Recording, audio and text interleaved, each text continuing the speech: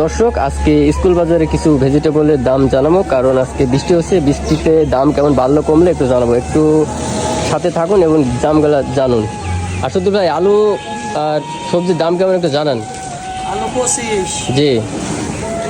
ঢেঁড়স 15, ঢেঁড়স 15, পটল হইল 25-30 পটল। মরিচ মরিচ 40 থেকে 50 টাকা কেজি, মরিচ 40 থেকে 50, সিসিঙ্গি 20 টাকা থেকে 15 টাকা, 20 টাকা থেকে 15। কচু কচু 60 টাকা, কচু 60 টাকা।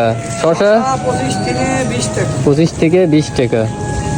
আর ধুইমি? কপি 10 টাকা, 10 টাকা ধুইমি, প্রতি কিলো 10 টাকা। রসুন 100 টাকা, রসুন 100 টাকা কেজি। লেবু কত টাকা হালি? লেবু 10 টাকা হালি, 5 লেবু 10 টাকা, 5 টাকা হালি।